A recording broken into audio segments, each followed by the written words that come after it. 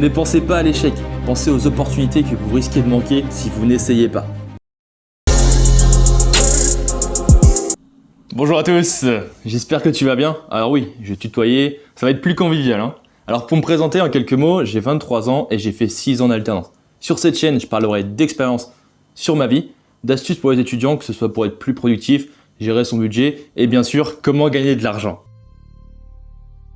Cette vidéo va être spéciale pour moi justement parce que je vais te parler de ma décision d'arrêter mes études alors que j'étais en licence pro d'agroalimentaire. Mais avant ça, je vais t'expliquer mon parcours. Ne t'inquiète pas, je vais faire très court. J'ai commencé par faire 2 ans en pâtisserie avec en prime une saison d'hiver qui a duré 4 mois. Par la suite, après un accident de voiture, j'ai décidé de me diriger vers l'agroalimentaire mais plutôt industriel. Donc j'ai fait un BTS Ester, Sciences, Technologie des Aliments. Ouais, c'est pas très connu.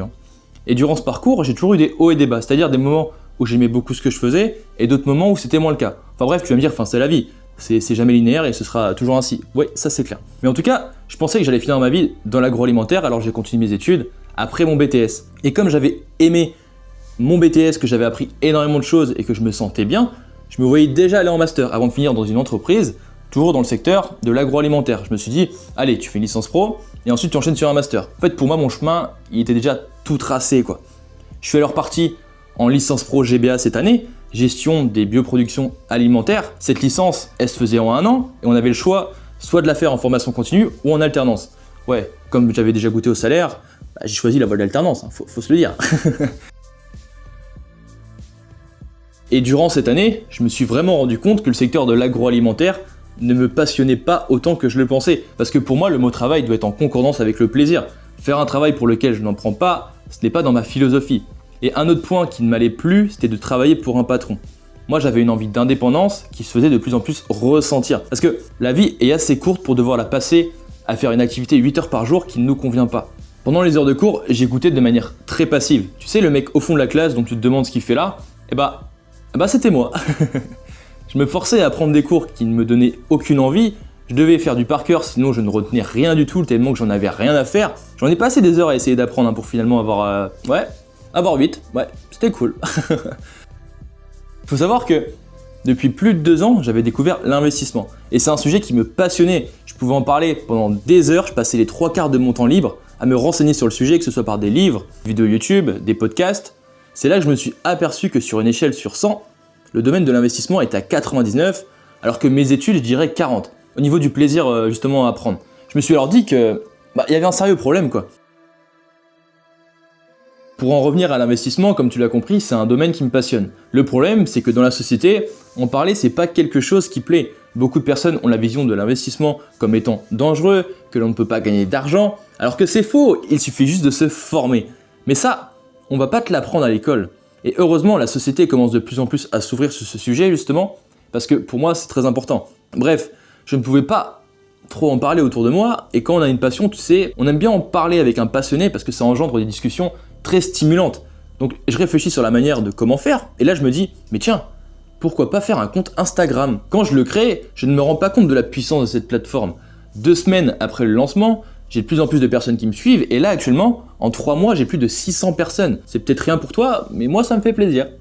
À la suite de cette décision, je passe tout mon temps à apprendre comment fonctionne l'algorithme, à faire mes stories, à faire mes posts. Je ne comptais plus les heures. Je discutais avec des entrepreneurs, des personnes passionnées par l'investissement, et waouh quoi, je kiffais. Certains sont même devenus des amis. Et pendant mes heures de cours, je passais tout mon temps à gérer mon compte Instagram. Je me suis aperçu des possibilités et qu'il n'y avait pas que le salariat pour nous permettre de gagner sa vie. Ça au final, je le savais un peu, mais tant que tu ne le vois pas de tes propres yeux, tu n'y crois pas au fond de toi. Après 1 mois sur mon compte Instagram, j'achète le livre d'Olivier Roland. Tout le monde n'a pas eu la chance de rater ses études. Ouais, le livre paraît comme un vendeur de rêves, et pourtant il correspondait exactement avec ma vision. Et si tu ne l'as pas lu, je te le conseille. D'ailleurs, plusieurs personnes m'ont dit que ce livre a vraiment changé leur vie. Dans ce livre, tu vas apprendre des hacks sur comment réussir sa vie, comment construire une entreprise, comment augmenter son style de vie, comment bien apprendre l'anglais, etc. Je ferai peut-être une vidéo dessus un jour parce que ce livre, il le mérite. Je finis ce livre, qui est une révélation pour moi, et je sais que ce mode de vie peut me convenir. Je suis une personne qui a toujours rêvé de liberté, de pouvoir voyager tout en travaillant. Je me souviens d'une phrase de mon frère, « Damien, moi je te vois bien avec ton van en partant à l'aventure pour partir voyager. » Enfin, digital nomade quoi. Cette phrase, elle m'a marqué parce que c'est exactement ce que je pensais. Mais j'en avais pas pris réellement conscience, ou plutôt je préférais me voiler la face, parce que rester dans la sécurité et ne pas prendre de risques, c'est vraiment ce que je faisais avant.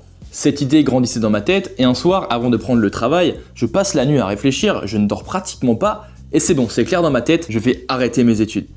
Je fais mes affaires, et je pars de chez mes parents pour aller dans mon appartement. J'arrête le contrat avec mon employeur, avec l'école, et forcément, tu t'en doutes que cette décision, ouais, elle n'a pas plu à tout le monde. Mais à ce moment-là, je sais ce que je veux pour la première fois.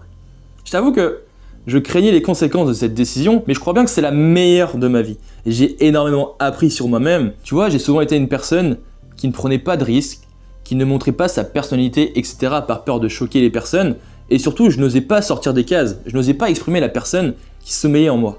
Et je me suis dit, pour 2022, Damien, fais tout ce que tu as envie de faire et tout ce que tu n'as jamais osé faire par peur. Et surtout, passe à l'action. Enfin, tu as vraiment rien à perdre. Après l'arrêt de mes études, je décide d'ouvrir justement cette chaîne YouTube.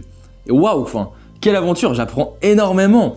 Au départ, quand tu commences, tu sais que faire une vidéo c'est compliqué. Mais crois-moi que c'est bien plus que ça. Ce qui a été le plus dur, franchement, pour tout te dire, ce qui a été le plus dur, c'est d'appuyer pour la première fois sur le bouton publier. Ouais, ça a été vraiment compliqué. Et à côté, j'ai également commencé une formation de closing, donc je t'en parlerai un jour. Mais en gros, pour faire une conclusion, je me laisse 1 an pour changer ma vie. Je vais pas te mentir que tous les jours ce n'est pas simple, parce que parfois tu doutes, et très souvent ton entourage ne comprend pas ce que tu fais, et pense que tu fais n'importe quoi, mais ça tu dois l'accepter, ça fait partie du jeu, mais c'est tellement excitant comme aventure, et c'est stimulant quoi. Par la suite, j'ai ouvert mon auto-entreprise, et j'ai préféré le faire maintenant, que de devoir le faire plus tard, parce que même si je ne génère pas encore des chiffres d'affaires, n'oublie pas, il faut agir. En conclusion, si tu es dans une situation identique à la mienne et que tu as envie d'arrêter tes études pour te lancer, je te dirais ne prends pas cette décision sur un coup de tête, parce que moi au final c'est une décision qui mûrissait au fur et à mesure. Si tu dégages déjà un bon revenu à côté de tes études et que tu as envie de te lancer, alors oui, pourquoi pas, mais si tu as une activité à côté mais qu'elle ne te génère pas de revenus et que tu n'as pas de solution de secours, moi je te dis continue ce que tu fais et développe justement ton activité à côté. Et également, si tu n'as pas encore d'activité à côté de tes études et que tu n'as pas de fonds d'urgence pouvant couvrir 6 mois de ta vie, franchement je te conseille pas de tout arrêter comme ça. Personnellement, j'ai toujours une solution B, parce que là actuellement, j'ai un revenu de secours qui me permet de garantir une petite sécurité. J'ai touché l'ARS qui permet de toucher une partie du chômage d'un coup en créant son auto-entreprise. C'est-à-dire que tu vas toucher 45% de la totalité de ton chômage en 2 fois. Une fois pendant 6 mois et l'autre fois pendant 6 mois. Donc voilà, c'est une somme qui va pouvoir te permettre de commencer une activité quoi. Moi, ce que je peux te dire, c'est que si tu as envie de faire quelque chose, passe à l'action. Ce qui compte, c'est pas spécialement d'y arriver. Forcément, c'est bien, je vais pas te dire le contraire. Mais cependant, pour moi, le plus important, c'est le processus et c'est tout le chemin que tu vas traverser qui est important. Et je vais encore finir par une citation. Ouais, j'aime bien être un petit philosophe parfois. Ne pensez pas à l'échec. Pensez aux opportunités que vous risquez de manquer si vous n'essayez pas. Allez, j'espère que cette vidéo t'aura plu. Je te dis à la semaine prochaine pour une nouvelle vidéo. Peace!